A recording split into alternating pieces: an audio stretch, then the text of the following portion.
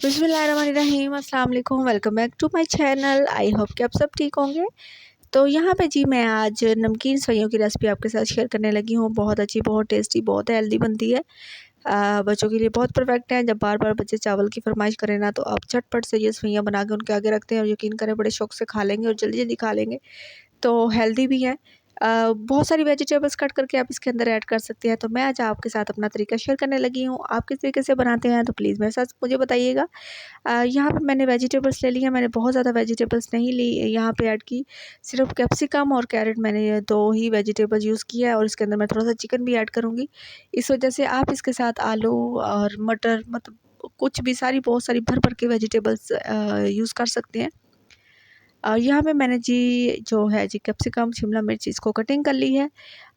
Cutting करके बहुत बारीक भी नहीं और बहुत मोटी भी नहीं, इसको कटिंग कर लूँगी। और कटिंग करके साथ ही मैं जो कैरेट है, 2 छोटी अदद मैंने ली है, बहुत ज़्यादा मैंने वो भी नहीं ली, और इसे मैं कटिंग कर लूँगी।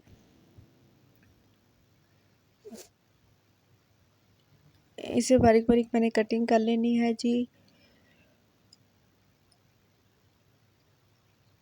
और साथ ही मैंने जी प्याज कटिंग करके रख लेने हैं।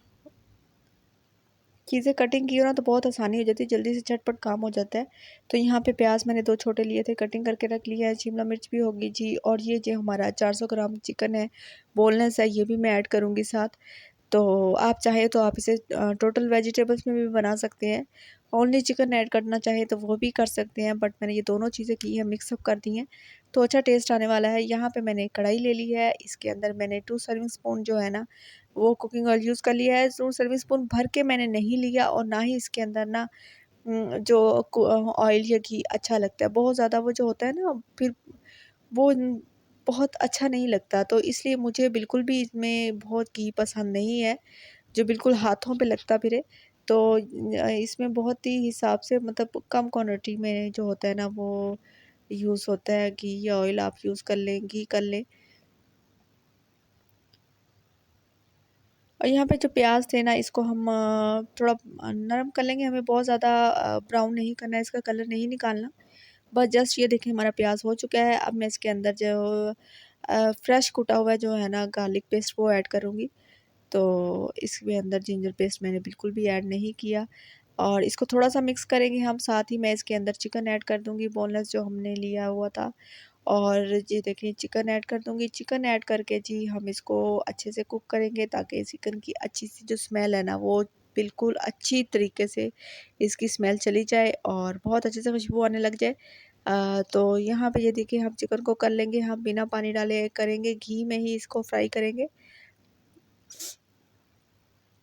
ये देखिए जी चिकन हमारा माशाल्लाह से बहुत अच्छे से फ्राई हो चुका है। आप इसके चेक कर सकते हैं, ये वाइटनिंग में आ गया है।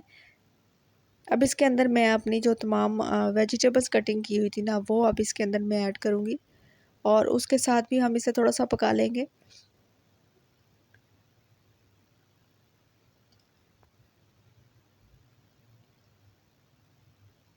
यहाँ पे मैंने वेजिटेबल्स ऐड कर दी है, और इसके साथ हम इसे अच्छे से थोड़ा-सा कुक कर लेंगे। हमने बहुत ज़्यादा भी नहीं करना, बस हमें इतना करना है कि हमारी जो वेजिटेबल्स है ना, थोड़ी-सी सॉफ्ट हो जाए बस। बहुत क्रंची भी हमें नहीं करनी, और थोड़ी सॉफ्ट करनी है, बाकी जो आगे सॉफ्ट हो ही जानी है, तो हमें यहाँ पे इतना इसे नहीं पकाना।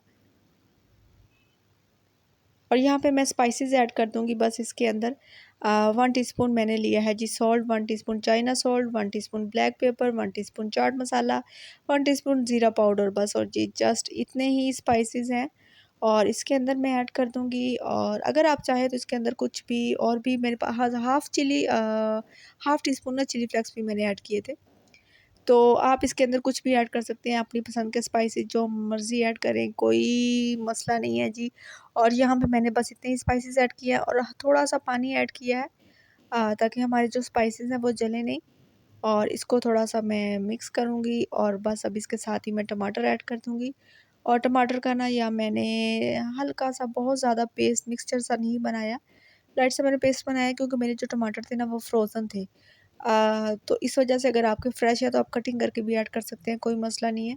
क्योंकि फ्रोज़न टमाटर को कटिंग नहीं कर सकते, कटिंग हो जाते हैं बट वो बहुत मुश्किल से मिक्स होते हैं, फिर इसलिए मैं कटिंग नहीं करती।